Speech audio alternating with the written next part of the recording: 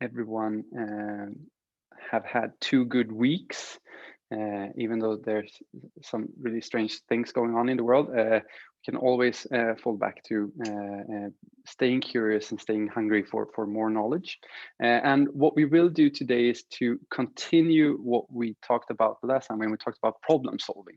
So, but now today going from problem solving to real world AI.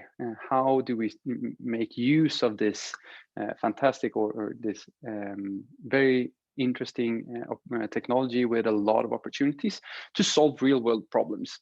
So what we will do is to go in on a few cases that we picked out, that I hope I picked up from the chat and the discussion that's been going on during the previous sessions. But first, as per usual, we will go through the agenda. I hope you can see the agenda now. So we did the first networking session here.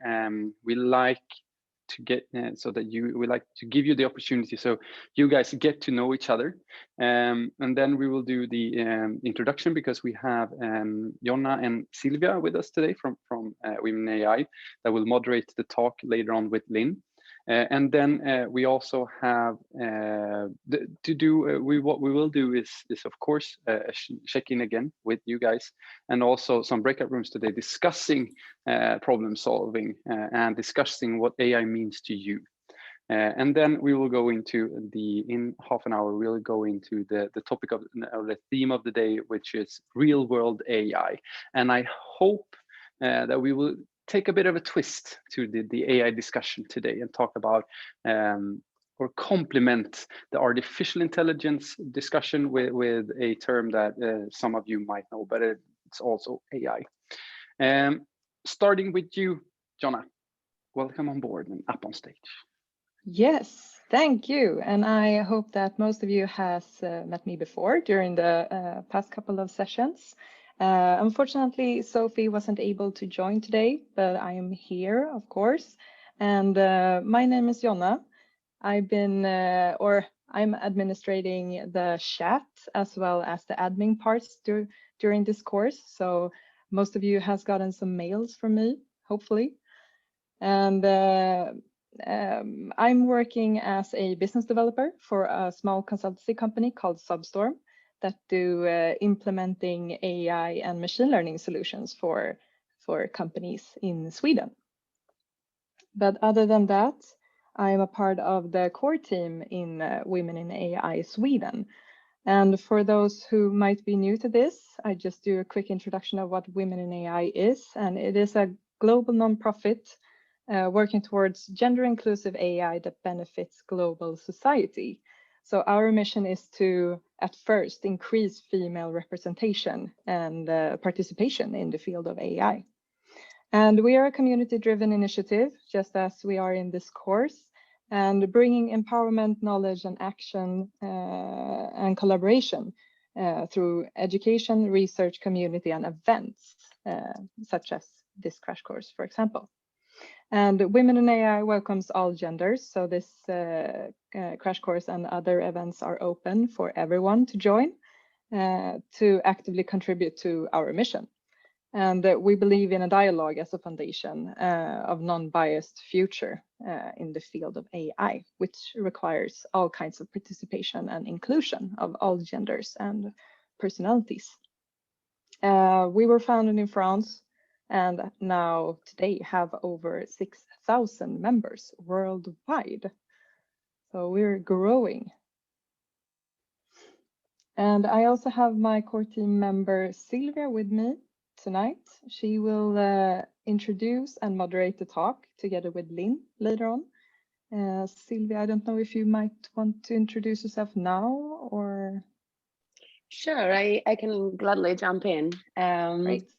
Hi, everyone. I see some familiar faces that I got to know through the months. Together with Jonna, I'm also part of the core team of Women in AI. And during the day, I'm a doctoral candidate at Uppsala University within a project that does research around the field of artificial intelligence and the law. The project is sponsored by the Wallenberg Foundation. It's called Was-PHS Project. And I'm very excited to have the honor to interview and have this conversation with Linn tonight, because this is it's a topic that is very dear and heart to me. So yes, I guess I'll see you in a little.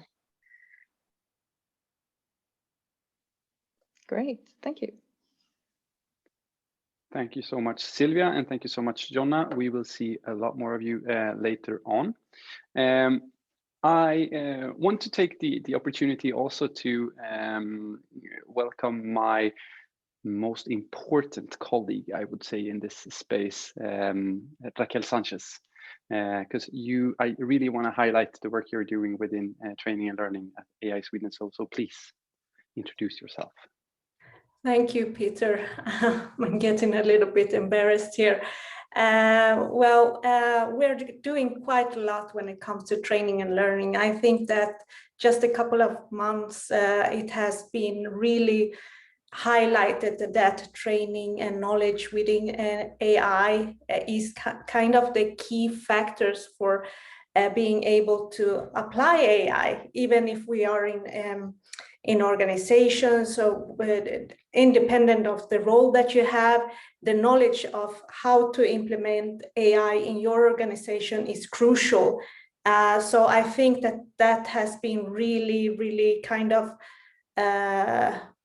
underlined the latest months. So I'm really happy to be able to do this together with you guys.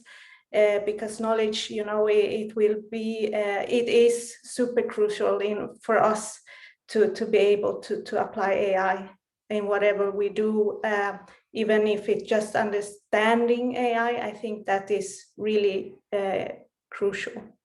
So yeah, and that is what we at AI want to do, really, AI Sweden.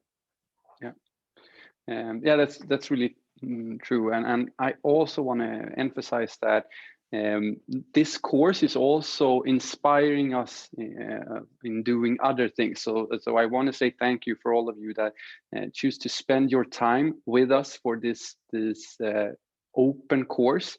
It's also really fascinating to see that people are joining us from all over the world. Even though this is a Swedish initiative, we see a need to, when we talk about diversity, when we talk about knowledge within the AI space, we know and see that we need to spread this across all sectors, all continents, all nationalities, and that is why we are here in Sweden.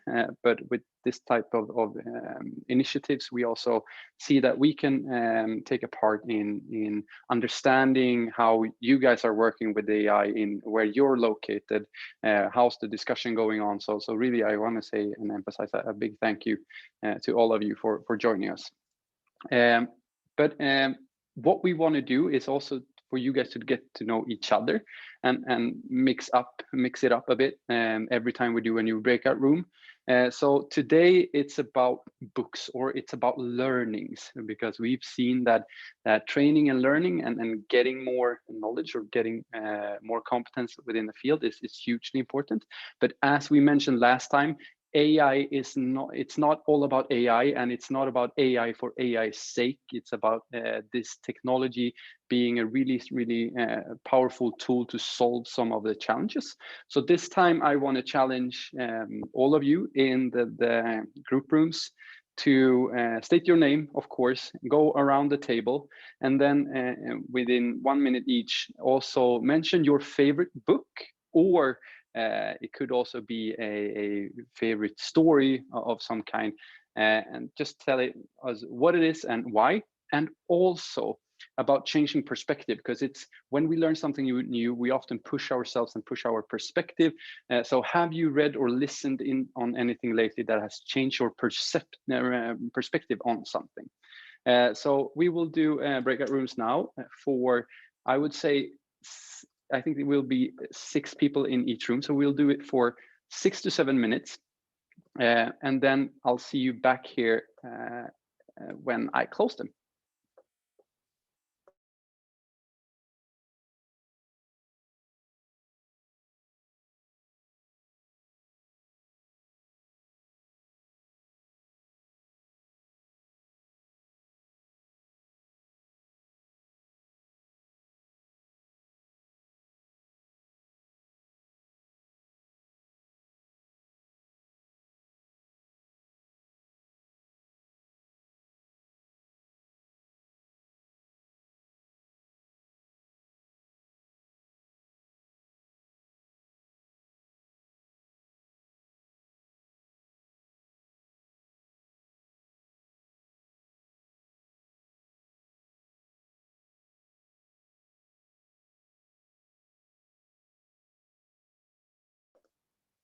And if you have some type of problem accessing one of the breakout rooms, please just let me know, speak out, or just write to me in the chat, and I will try to fix it from here.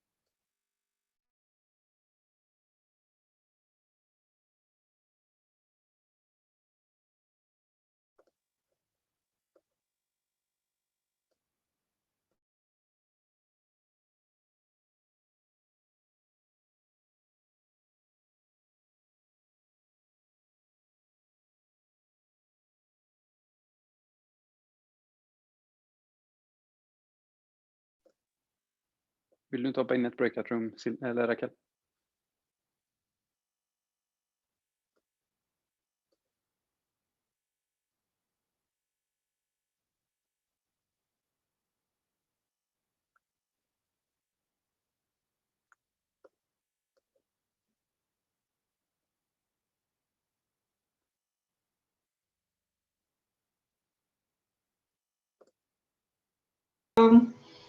Yeah, we talked about books. We also, I think, had some people who don't enjoy reading as much, but enjoy learning through practical stuff. I think we had quite a distinct person sharing a story how likes to understand through using different software like Photoshop and others. So I think that's also quite a valid way to learn new things outside of just regular textbooks. Exactly. Learning can happen in many ways. And the reason why we ask this question is that we really want to keep this a learning community. We want this to be interactive. So please share the material you discussed in the chat to inspire others as well. Because it's really about finding your peers and picking up on knowledge that you otherwise might not have been presented to. Because that's really what we're trying to go through in this course. We are trying to this is the third session where we will discuss real world AI. Then for the next session, we will do a bit more of a experimentation. We will do a workshop on machine learning and deep learning together with one of our data scientists at AI Sweden. We will have a short presentation, and then we will do some labbing with the teachable machine. And then for the last session on society and the transformation with AI, we will have an interesting discussion about ethics and its implication on and the technology's implication on society. And also we'll do a bit of a twist with a AI ethical debate club where we will be presented by of cases where we will get to discuss how you stand in forms of ethics and what you think is right or what you think is wrong. So that will be very, very interesting. And also in terms of a learning community, please go in and register for the Slack, the ones of you that haven't already. It's an interesting discussion. It's an easy way for you guys to keep in contact with each other. There are already materials, but there's also a lot of materials that will be presented and shared there. So please join the learning community there. And we've also shared a learning playlist. And we, with all of your recommendations here with books and podcasts and webinars on AI, we will also share them in the learning playlist so that you have that on one space or one place. But going into having the repetition is the mother of all knowledge. Last time we discussed problem solving with AI, because that's really why we are here. We need to understand how to use the tool to create value in the world, because otherwise AI is yeah, it doesn't really matter if we don't use it to solve real world problem. So last time we talked a lot about intelligence and going even further into the intelligence aspect of it, about machines acquiring and applying knowledge and learning skills to be able to solve real things. We talked about and compared artificial intelligences with human intelligences. So that artificial intelligence is really a multi-intelligence when it comes to machine, and that we can apply them on different areas to solve different challenges. But one of the reasons we talk so much about AI now is the field of machine learning. That's really a field that has grown a lot, and we compared that to for example, our analytical skills and logical skills as humans, but where we can, with machine learning, we can solve or use machine learning to find patterns or advanced patterns in big data sets to be able to solve real world problems. But to use machine learning, we need data. We need a lot of data, and we'll go into that on that topic a bit more today. But really, machine learning, when we're looking at problem solving with machine learning or problem solving with AI, we've really started in the field of games.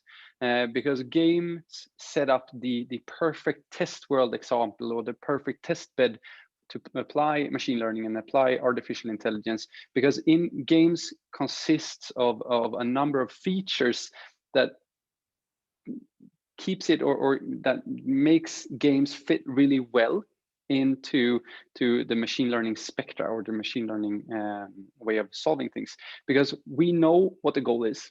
Often we have a lot of data on, for example, when we talk about AlphaGo or chess, we have a lot of matches and a lot of moves already registered in data. And we also have a very certain goal and also rules to play by. And that really makes up a perfect example, or a perfect world example of when and where we could use machine learning and artificial intelligence to solve a problem. And what is interesting, as we discussed, is that when we try to solve a problem within games, we learn a lot of things. By trying to solve games, we strengthen our capabilities as engineers, as data scientists, as even business developers, or mostly engineers, to try to translate and transform that knowledge in other sectors. So we really try to transfer our capabilities in games towards other problems or other challenges. And that is what DeepMind have done with the AlphaFold, for example. What they've learned in Go with AlphaGo and AlphaZero, they then translated and transferred into a real world problem outside of games, and that is the protein folding problem within medicine. So by learning in a game setting, we can then transfer those learnings into other fields. And that is why artificial intelligence is developing into a really interesting and powerful tool as of now. So what I will do is that I will send all of you out in breakout rooms again, because what we will talk about today is really real world AI. So I want to get to know what AI means for you. When you think about an AI application, what type of application is that? Do you have another type of definition of AI? Because that is something that we will dive deeper into in the section we're going into with real world AI. So I will send you out in the same rooms again, because now you know each other there, and we will spend about 5 to 6 minutes in these rooms so that you guys get to elaborate on this.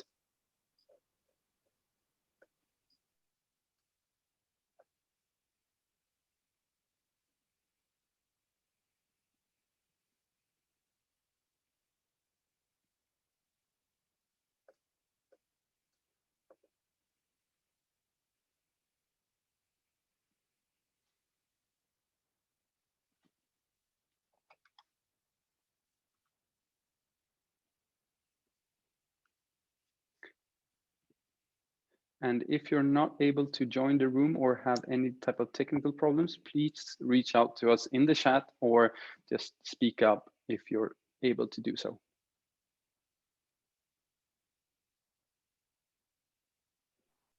Hi, Peter. I will stay here in the common room with you because I might have a work call coming in anytime soon.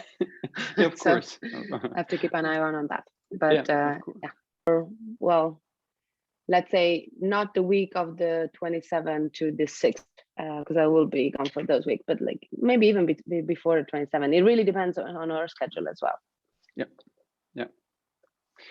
So welcome back to the room, main room, everyone. We are discussing AI and law, which is this is a discussion that can go on forever, and that is also something we will get back to later.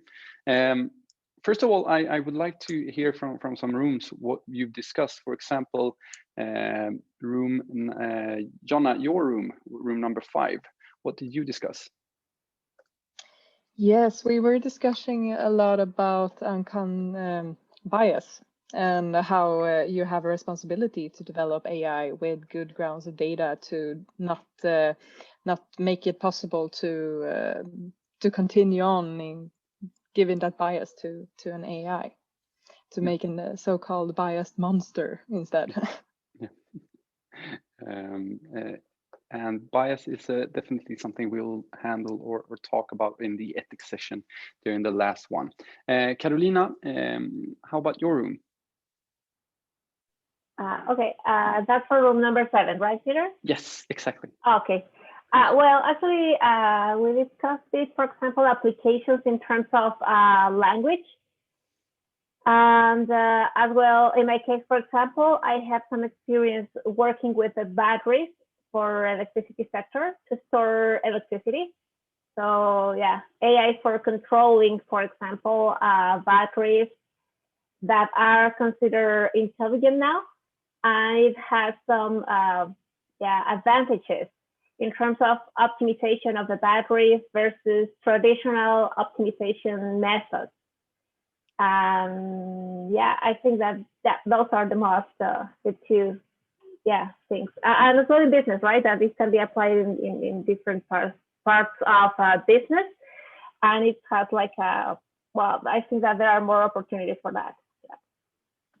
Yeah, super interesting, and I'm happy to hear that you're talking about real world problems or real world challenges to use this technology to solve them. Please, all of the other rooms, and if you have something to share, please use the chat. We will have one more breakout room tonight, but please use the chat to really define or mention what you guys discussed when it comes to what does AI mean for you. What's your definition or what's your interest in AI? Because what we will spend our time diving a bit deeper in today is real world AI and what we mean by that. Because as I mentioned, a lot of AI is really originally an academic field. We discussed that during the first session, that it's a field that stems from the 1940s and 1950s, and it's really been the academia and research that's been pushing the field and pushing the development, especially in the algorithmic development and in terms of developing models. And this is a column from Hannah Kerner. She's a researcher connected to the NASA, I think it's called the NASA, if it's called the NASA Harvest Program to support agriculture and to reach the that no kid or no children should starve. And what's been discussed now is in the academic setting, there's a huge focus on model and algorithmic development. But as we mentioned earlier today, there was a paper and a webinar a couple of weeks ago or a month ago by Deep Learning AI around on the topic going from a model-centric to a data-centric development. And what we really need to see now is changing the mindset of the field and changing artificial intelligence and all of those interested in looking at real world problems, solving real world problems. And then I would say that, of course, the United Nations Sustainability Development Goals is a perfect example on what we could focus on, and then try to apply the tools, the powerful tools of artificial intelligence to solve them, or some of them. And that is what we will go through in the cases today. But we need to go back to what we discussed earlier with the intelligence, about how we acquire and apply knowledge and skills on problems. Because really, AI is already a toolbox that we can use to solve these problems. And it's about understanding a certain field when we talk about natural language processing, for example, or speech recognition, and try to understand how can we use that in education, as an example, or how could we use speech recognition or NLP in healthcare to provide better health or better healthcare to patients all over the world. How can we use pattern recognition to solve the climate crisis? How could we use robotics to not put people in danger or in dangerous situations in their work, for example? So when we talk about AI, of course, AGI, artificial general intelligence, has been painted or really, and it's an image of a threat towards humanity. But that's not where we are today. We are at a stage where narrow AI is our main tools. It's really that is the toolbox of what we can use it for today. And to be able to use narrow AI, we need to understand the toolbox and what it could do. And this is an image we've shown multiple times, but I would rather say that the real world AI, the models and the techniques rather looks like this. And this is an image I borrowed from one of our partners in AI Sweden, and it's from a consultancy firm here in Gothenburg called 1050. They build customized AI solutions a lot for the industry. But what is super interesting with this image is that it shows the hard thing with AI, with trying to understand what techniques to show, but it also shows the broad scope of AI techniques already available. And they have a saying I really like, that a good AI developer or a good data scientist knows what tools to use on what data and how we can solve them. But as we've discussed earlier, we also need humans in the loop. We need other people than engineers. We need other people than the AI experts and the technology experts. We need a domain knowledge. We need a domain owner that understands what type of problem we are trying to solve or what challenges we are facing. And we also need data. We need a lot of data.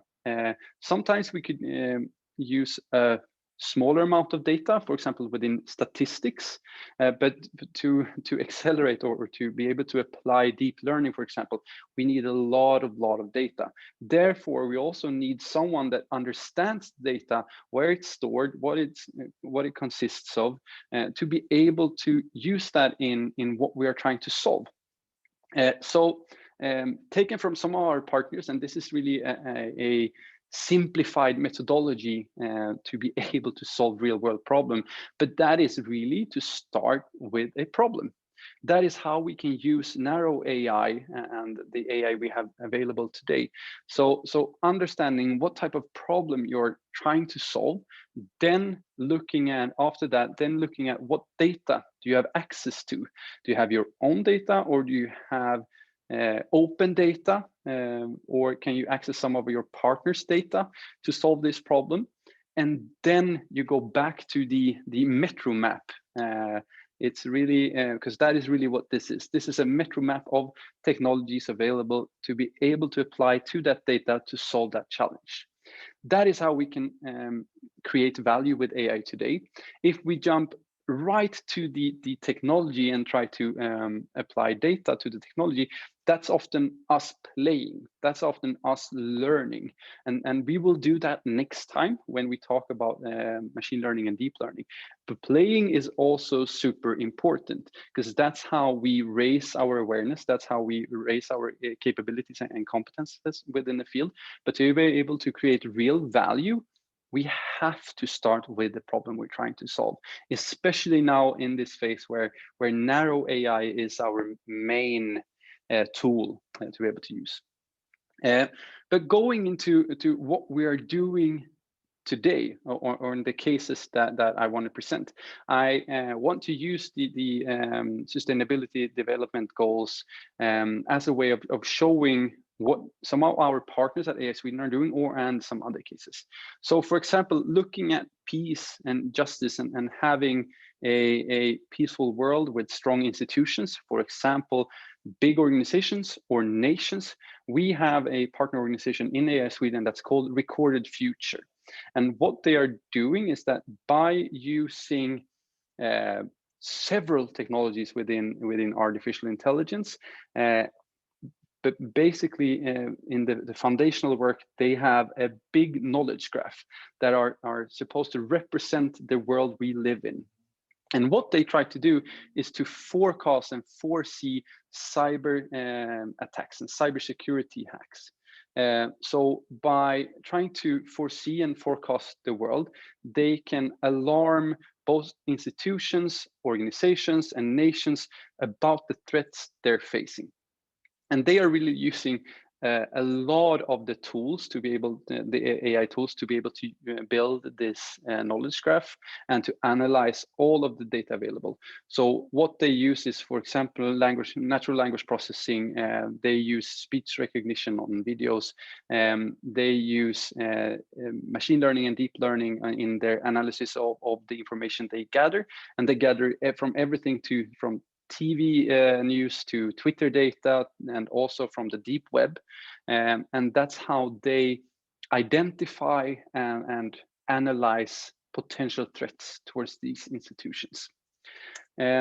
Looking at another case, because I know this is, some of you had questions around agriculture and farming, so AI for farming. And one field that's come quite far in the development within the AI space is image recognition. But why I like the tool Plantix, and I think it's an Indian company originally, and it's also in the US now. But Plantix is an app that by using image recognition, they can help farmers to detect certain anomalies or certain defects in crops. So they can use this tool to better harvest their crops. And what they also do is that they build a community. So by using image recognition in your phone, or if you have an Android phone, they can really help and enhance and augment farmers all over the world, making their farming more efficient and making their crops more sustainable. Looking at the goal with affordable and clean energy, we have a Swedish startup called Rebase Energy. That's also in our startup program. And what I think is fascinating with them is that it's originally from KTH. It started in an academic setting, but then they transferred into a commercial startup. And what they are trying to do is to help a number of actors in the renewable energy space, in how to make, for example, wind farms or solar energy more effective. So by creating or foreseeing the future and combining different data sources, they can guide and help, for example, wind farms to understand when they should put in extra power and harvest a lot of energy from the winds. But they can also help municipalities and big organizations that had a lot of housing, or they had a lot of real estate, to understand when they should use renewable energy and when they might switch over to other certain types. And this is really a case where they are teaming up with bigger organizations like ABB, bigger corporates, to be able to provide their services in a broader scale. And this is really creating a sustainable and clean energy by leveraging and using AI techniques. So what they do is that they gather a lot of data from a lot of sources, helping their users to the right type of AI algorithms, solving a forecasting challenge for them. So they started at a problem, they get a lot of data from different sources, and then they help with their platform the users to leverage machine learning to solve real problems. Now Sophie isn't here today, otherwise she should have spoken about this. But also we had a lot of comments about AI in education last time, the startup she's, or the scale up she's working on right now is Sana Labs. If you haven't tried the service Sana Labs, I recommend you all to do the AI for Leaders course that we've developed together with them. It's a 45-minute course, and you can try and try out a AI tool for education. And what they really do is that they have a hypothesis that with personalized learning, you will learn faster. So just in the same way you have personalized YouTube playlists and you have YouTube movie recommendations, you will also, and also, for example, Spotify recommendations with your Discover Weekly. So based on your and your peers' patterns of usage, based on the data you give a system, they can personalize learning for you so that the learning fits for you. For some, it might be in a certain type of order. For some, it might be text versus video, but it's really a personalized learning journey, and it's powered with AI. And I hope I can share this movie now. I might need to switch off and do a new share here to be able to share this sound.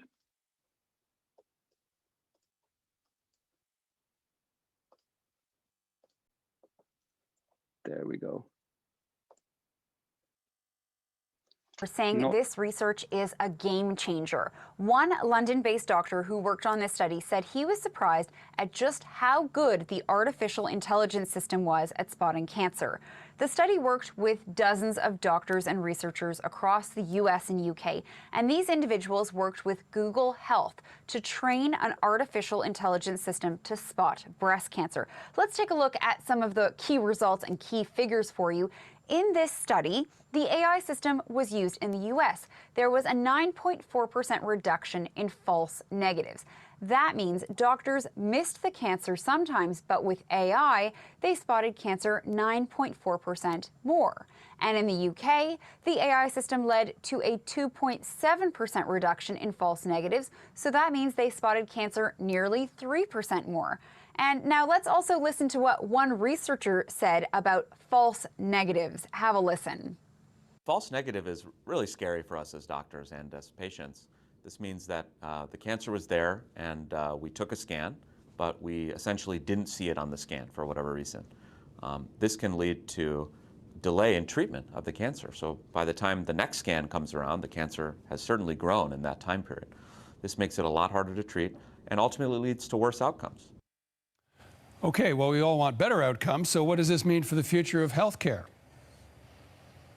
Doctors who worked on this are really optimistic about using AI for diagnoses in the future. And naturally, Google was excited about this too. So let's listen to what a Google engineer, Scott McKinney, had to say about this. This mammogram shows a malignancy outlined in yellow that all 6 radiologists missed, but our algorithm caught. However, there were also cases that all 6 radiologists caught, but the algorithm didn't. And so it's clear that they're making hopefully complementary decisions. So as we heard from Google's Scott McKinney, this AI system is designed to work with doctors in a complementary system, not replace doctors. The idea is to have this blended system in the future where doctors review mammograms for cancer and then the AI system does a check as well. Overall, doctors are seeing this as a very positive development in healthcare, and one doctor here in the UK said this was going to be transformational. Thanks for this. And this is really the thing we need to understand here. It's us humans developing systems that are supposed to work together with us, together with the domain owners. Because as you saw, this is an AI system, or this is a tool using AI technologies, especially image recognition, to detect breast cancer. But we still have doctors performing better in certain areas because the system missed some cases. So it's really about us complementing ourselves, our intelligence, that makes us transform and be better in the areas we want to be able to be better in. Well, the future of and I really want to emphasize that. And also, we might change the topic here, but this is a quote from an earlier Davos conference with Ginny Rometty, the CEO at IBM, really talking about that some people do call it artificial intelligence, but the reality is that technology will enhance us. So instead of artificial intelligence, I think we will augment our own intelligence. That is why some firms now, instead of talking artificial intelligence, they start talking about augmented intelligence. They start talking about, okay, how can we complement ourselves? How can we work together with the machines to become better and solve real world problems? This is an article, an earlier article from earlier this year from Forbes, that we are seeing a shift now when we talk about AI, that we really want the human in the loop, human-centric development within AI, and we want human plus machine. We want to work together with the systems, not totally automated or autonomous system that just do all the work, because together with narrow AI, we can really solve some of these grand challenges we stand for, but we need to shift mindset to do so.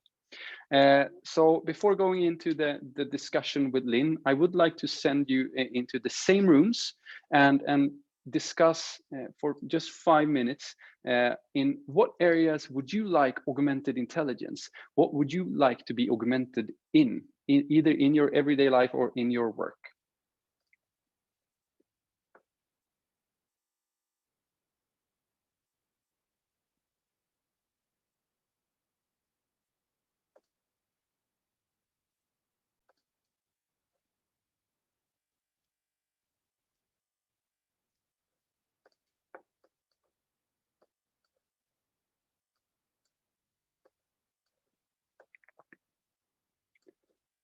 Welcome back to the main room, everyone.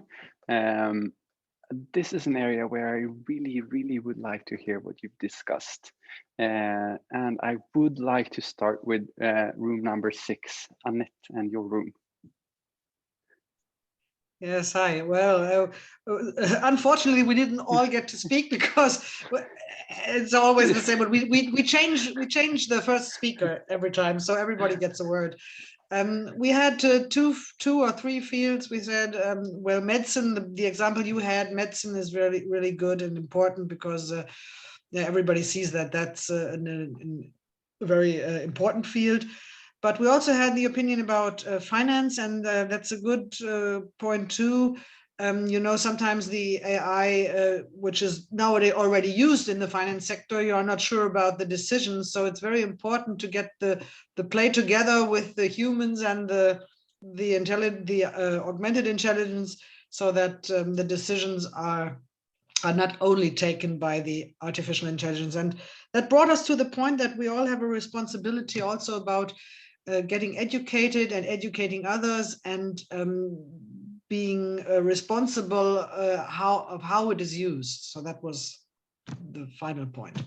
Yeah, And it's really interesting that we keep getting back to the responsibility and the backbone of the technology, or the human backbone of the technology. Tanya, how about your room? What did room number 4 like to, in what areas would room number 4 like to be augmented in? We went into law because Olga has a law background, and she told us about, first of all, we thought it was a difficult question because it's quite philosophical.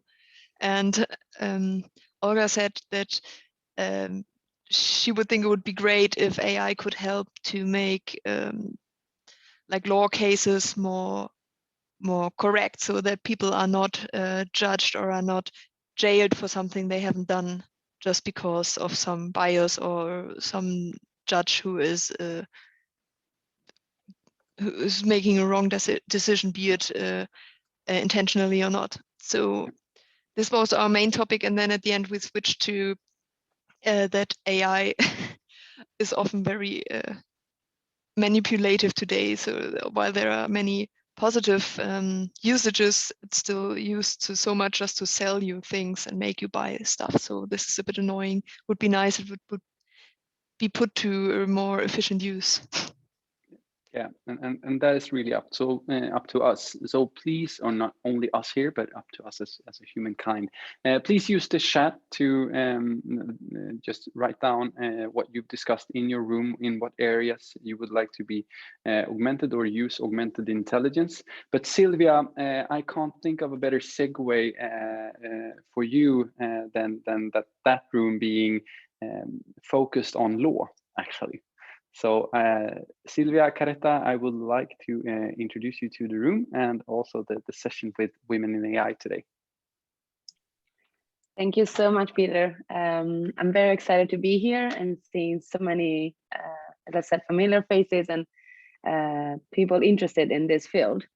I already briefly introduced myself at the beginning, but I will say 2 words again for those that join later. I'm a lawyer and I'm now working as a doctoral researcher at the University of Uppsala.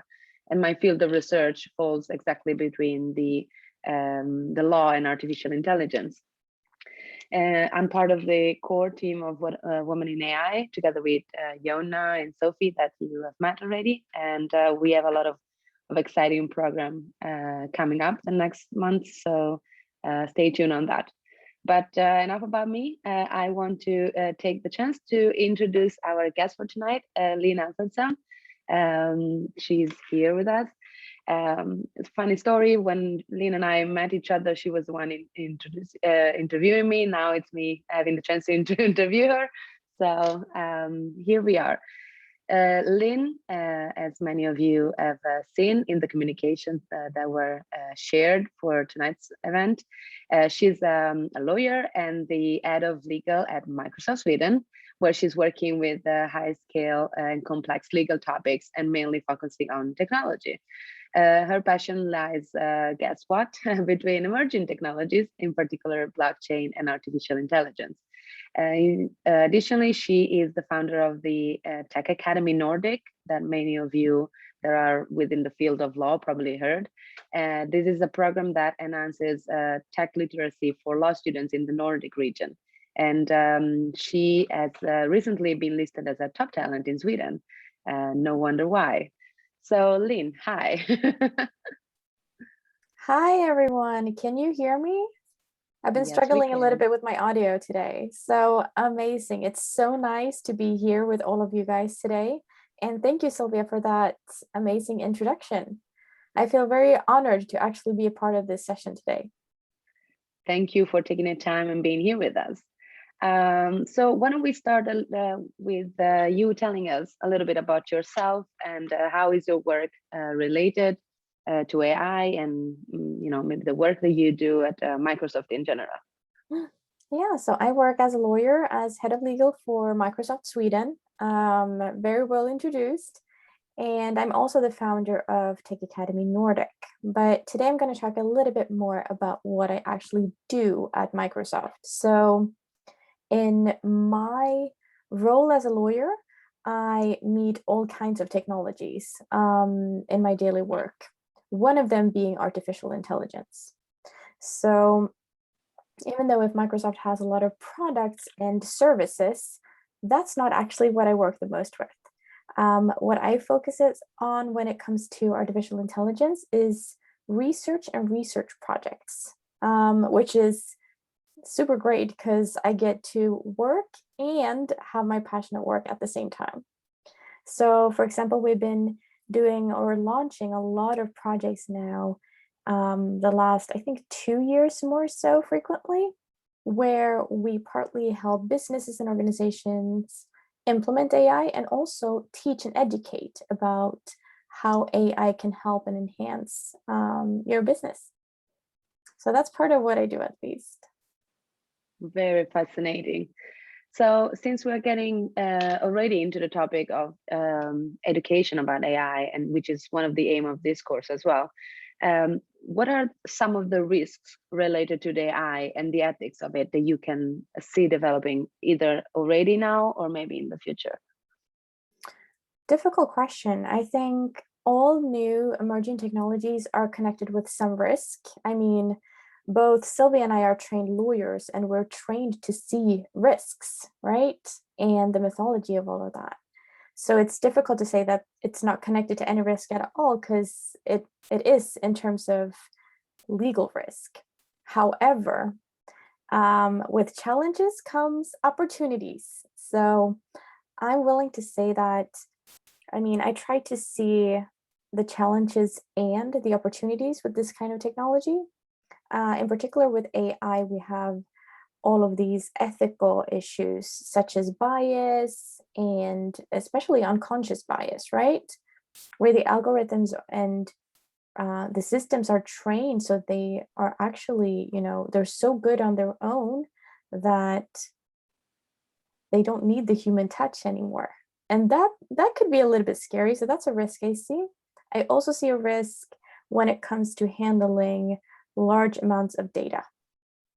As I'm sure you're familiar with, even if you're not a lawyer, there is something called the GDPR. And this is connected to all of our fundamental privacy laws, which means that this is a struggle handling large amounts of data. I'm not going to go too deep into that because I don't know how many lawyers are on this call, but happy to answer any questions you might have about that. I work a lot with privacy regulations at Microsoft in my role. That's a lot of what I do on a day-to-day basis, even if it's not connected to AI. Today's oil, they say, is data.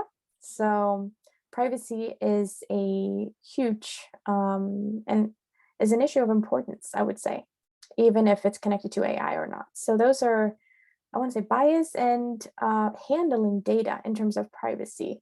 Those are two risks, but yeah, I'm trying to keep my answers short. That's fine. I couldn't agree with you more. Yeah, we tend to do that. But since you talk about your daily life, can you, there are some students and some professionals that have a legal background here. So can you maybe tell us what a typical day in the work life of head of legal look like? What are maybe some practical experiences or suggestions that you can give to those that want to work within the field of AI and law, or maybe those that find themselves working in other field, but dealing with the legal issues? Oh, that's a very good question. So let's start with the first part of the question. What do I do on a daily basis? There is no typical day for me. No days are the same. And whenever I open my computer, the first thing that's happened is that I need to address what's happening during the night, right? Because Microsoft is a global company. So often there is something that happened in the US or Asia before I woke up. But a lot of things that I do is I handle all of our commercial negotiations. I also have a team supporting Europe. So I'm involved in a lot of, for example, privacy issues on a European basis. So not only typically Swedish questions, but also addressed on a European level. I also do some policy work and also research. So that's actually what I love about my job. It's very diverse, and I want to say that it's not a typical legal position, which I kind of like about it. I'm more techie as a person, which means that this fits me, perfectly. And the other part of your question was, what do you want to do if you want to bridge into the field of law? Is that correct? Yeah, exactly. Some of your experiences in the past, as I mentioned, you are one of the founder of the Legal Tech Academy, so you already have this background and interest within education. So allowing people to get closer to the field by learning and developing their knowledge. So one of the suggestions, of course, this is exactly the perfect forum for developing your knowledge in AI. One of the suggestions, for instance, I could imagine is, get to develop your knowledge. But what about other practical experiences? Maybe things that you went through or you wish you had known before going through them. There's so much I wish I would have known. I would never become a lawyer. So we all say that. I'm just kidding. No. In terms of what I wish I would have known previously, so I think it's becoming more open to bridge the gap between law and technology. When I started out a couple of years back, there were nobody called themselves a tech lawyer. Like, you were a lawyer or you were an engineer, period. Nowadays, we have this, I guess, new field emerging called legal tech. And we also have tech lawyers, we have tech transactional lawyers. So if we're talking law, I mean, there's a lot of diversity emerging, I would say. And my best tip to anyone who wants to bridge into a new industry, whatever it might be, is get inside that community and get yourself a mentor or a mentee. That's my number one pro tip. That's how I've done it. If I wanted to go to a law firm, contacted 2 or 3 partners that I thought, oh, these might be interesting to grab a lunch, offer them lunch, and ended up at one of those law firms. So I think whatever it might be that you're interested in, same goes for AI. Like, look under the hood in that community and see who you can reach out to. I mean, I'm for one, like, reach out to me on LinkedIn and I'm happy to answer any of your questions. Sylvia and I met through a legal tech community. So, I mean, there's all types of things that you can do. Go to these kinds of seminars, webinars, reach out to someone in the audience that you think had a good profile or one of the speakers, and do your research before you reach out. Like, look at their profile, see what they're published. I haven't published that much, but I'm sure that Sylvia perhaps has published more things than I have. And do your due diligence. So you already have a couple of things to talk about if they contact you back, because they will expect you to. And I mean, offer them a virtual coffee, virtual lunch, I guess, is that's my number one pro tip. Like, reach out, ping them on LinkedIn or grab their email or however you can get a hold of them. Let's see, what other tips do we have? If you want to change, I don't want to say career, but industry, I've done that. I started off in the clothing industry. So I used to work for the clothing company H&M with fashion law, pure fashion law. Wanted to bridge into more tech law. So I actually studied for 1 year besides work in the evenings to study tech law, to get a degree in tech law, and then to kind of make the leap to go into a more tech-based position. So yeah. Great suggestions. I really like them. And I also like that here and there you dropped some legal terms. I wonder if the audience got them, but it's good to get to know the lingo. So great. And it's very true. Oftentimes, maybe we have an image in our mind of the industry that is a little distorted, or it's not really the real one. So the best thing to do, whether we want to decide if we like working in that industry or if we're interested in that field, is exactly what you said. Just get in touch with those that are working in that industry or that have been there. So super exciting suggestions. Let's get a little bit more into a little bit of legal point of view on AI. You and I were talking about the recent proposal that has been released by the European Commission, and I think this has been the big elephant in the room for most of the conversation that for lawyers or legal scholars that work with AI. What is your take on it? How do you see this impacting the work done in the industry? And in particular, if you can tell us, like, how do you see this proposal, if it comes into force, impacting the work of Microsoft? Oh, that's a really difficult question. And I think it's too early to say how it would impact. I mean, we've seen several white papers in terms of AI and liability. We've seen AI and ethics. There are several communities actually working with these guidelines on an EU-based level and policy level. So it's I feel like this is very fluffy, so to say. It's very policy-based. So I'm trying not to go too much into detail, but my take on it, as Microsoft has not yet come out with a position for this paper, is that it's kind of general and it's not too much hands-on, which makes it difficult to talk about it even. In terms of what I want to say is the risk assessment and determining risk with AI and transparency are topics that are more frequently coming up now than it was just, I want to say, 1 year ago. And those are issues that we all need to address. It doesn't matter if you're a global stakeholder like Microsoft or if you're a smaller or medium-sized company, because they address the whole range in this paper. So that's kind of my take on it, that we need to step back a little bit and find an approach that works throughout whatever industry you are and however big player you are, right?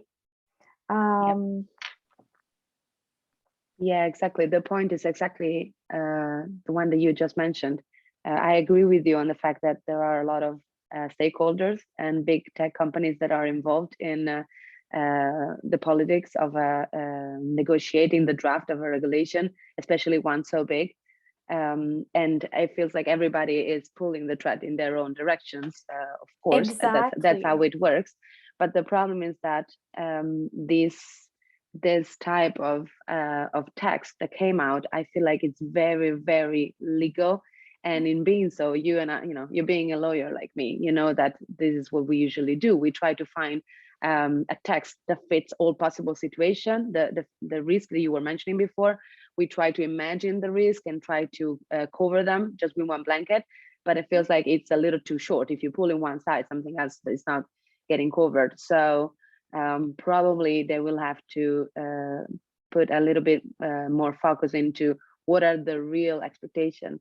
I was talking to some colleagues about this, and the question was, if you are a startup or a small company that decides to get into the field of AI and develop a product, how do you understand the risk that you are getting into if this, if theoretically this proposal enter into force tomorrow? Are you ready for that? Because it takes time, And where is the bar though? Where do you set the bar? Is the bar for Microsoft that works in general quite a lot with AI? I mean, we educate in AI, we have large research projects across industries, across boundaries. I read about a great project that we did with DHL, throughout their entire supply chain. We have a full website with course material basically on AI. I think it's called AI Business School, I think it's called, where we host events. And I mean, are we going to be set to the same bar as a startup developing an AI project or tool? I'm not sure about that. So let's see where we land. And from a legal perspective, something to also consider is not just, as we were talking about previously, the privacy issues, but this is going into every legal directive from the EU as well. How can we accommodate all of this with one white paper? I think it was quite well put of you, Sylvia. The blanket is a little bit too short, I think, or too small, perhaps.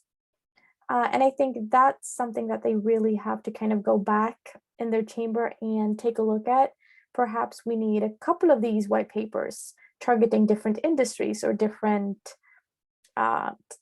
takes on AI to some extent, or it becomes even more general. When, you know, the more it covers, the more general you have to be to cover all of the pieces. Yeah, right? absolutely. Yeah. And that's, you know, that's a balance. Do you want a specific on point white paper, or do you want a broad definition that covers a little bit of everything, but doesn't really give you that much, you know, context and content? What I like about other regulations that they have, or guidelines that we have in the EU, is that they often have case studies as well. So I would like to highlight, or would like them to have kind of more, we did this project, this was the result, and these were the learnings from this within different sectors. I can imagine that the health sector, from the privacy perspective, is very difficult. It's very regulated, and it's sensitive data that they are handling. Yeah. So there are, you know, a lot of aspects to take into consideration in this ecosystem. Agreed. I want to just look at, we have a couple of questions in the chat before we end. I wanted to get the chance to read them.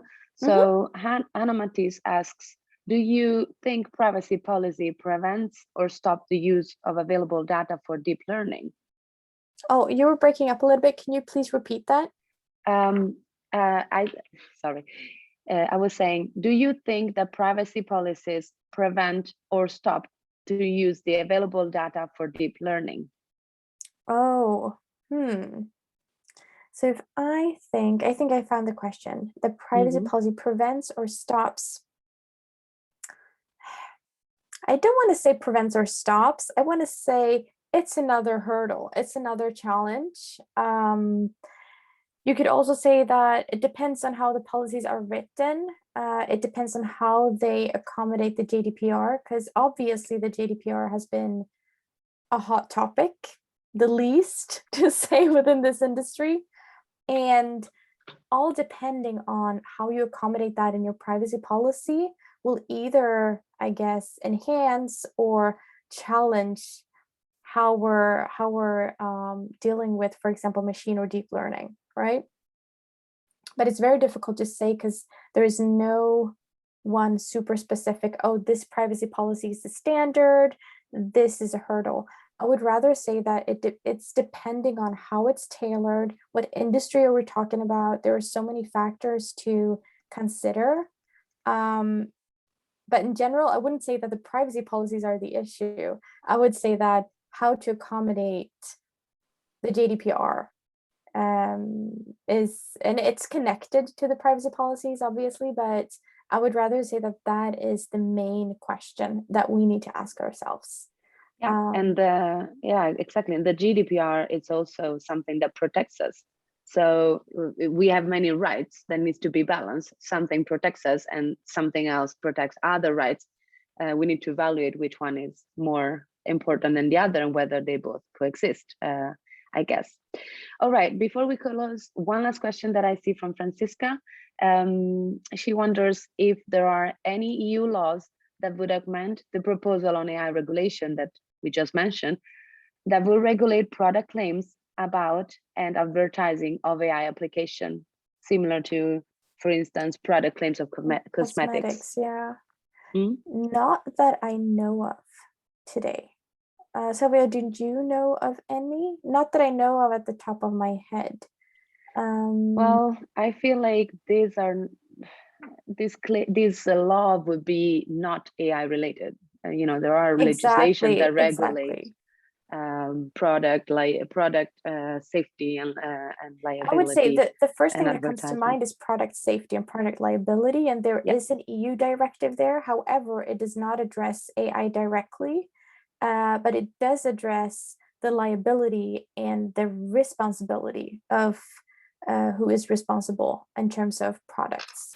And it's been a debate actually in the US and in the EU on how to interpret this into who's responsible, right? Because if you have created a product, you're using AI, but you have a third party creating the algorithm, who owns the result that is harmful to a consumer? Yeah.